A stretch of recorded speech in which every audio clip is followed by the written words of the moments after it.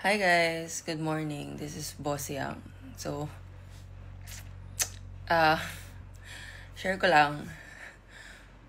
May nabasa kasi akong comment sa isang video. Ang sabi niya, mukha daw akong addict magsalita. Like, ewan ko parang kanto girl, something like that. No.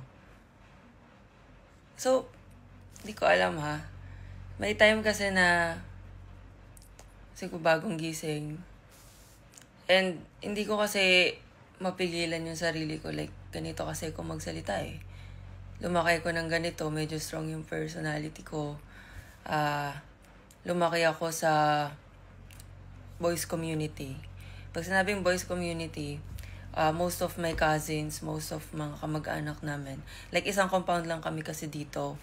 So, yun, isang compound kami. So, most of my cousins is boys, no? Sobrang bihira ng girl sa family namin. Like, super bilang lang. So, kaya siguro ako ganito mag-talk. Hindi ako baby girl, hindi ako pabebe, hindi ako like other girls dyan. No, I'm different. Which is, I really know. And alam ko naman, yung voice ko, especially my voice, yung voice ko kasi medyo malaki. Para siyang pang lalaki. So, kaya lagi ako napagkakamalang, transgender siya or bakla ba siya or what. Which is okay lang. Opinion nyo yan. But yan, as me, na gustong i-explain yung side ko. So, yun lang. Yun yung side ko na this is the way I talk. No? Trying to change pa nga, baka sakaling mas better if I speak in English, diba? Pero I think same pa din. Same vibes pa din. Kanto girl type of speaking pa din ako. Parang siguro try to accept people na lang for who they are. No? Kasi may mga tao na hindi natin alam yung background nila, hindi natin alam bakit sila ganun magsalita or what. So accept it na lang. Kasi parang ang sabi niya pa sa comment, like, walang masyadong magpa-follow sa akin kasi hindi ako pabebe, hindi ako nagpapasexy. Ganito ako magsalita, para akong addict, para akong lasing every day, every vlogs ko, ganyan. So, yun lang, parang okay lang naman. Kung di tayo umabot dun sa 5 million followers, it's okay. Kasi alam mo, what's important to me is yung mga followers ko na solid. Like, kahit 1.4 million lang yan, but meron silang respeto sa tao, hindi nila tinatapakan yung bawat isa, okay sila, they have positive attitude towards others, towards me, and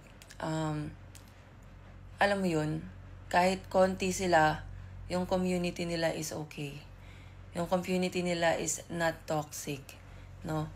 Kasi, for me lang if I do sexy posting, like, kung ano yung gusto niya, yung nag-comment na yun, ang makukuha kong followers usually is mga, sorry sa term medyo bastos, mga comments na hindi maganda, mga comments na medyo yuyurakan yung pagkababae ko, ganun. Which is, yun yung ayokong mangyari. Like, alam mo yun, ganito na ako magdamit, ganito na ako pumorma, ganito na ako magsalita. But there are people na may nagko-comment pa din ng medyo bastos. What if pumunta pa ako dun sa ganung eksena, diba? What if nandun pa ako sa ganung point na I'll show skin. More skin. Alam niyo yun. Baka ako anong comments na lang yung mabasa ko, diba? Tsaka nagbabasa ng comments yung dad ko, kamag-anak ko, pinsan ko. Ayan. Yun yung, I have to think of it. Kasi may mga pinsan ako na lower age than me.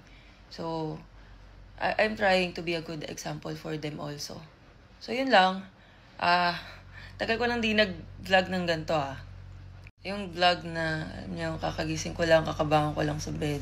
Tapos kakausapin ko kayo. Ayan. So, na-miss ko kayo masyado.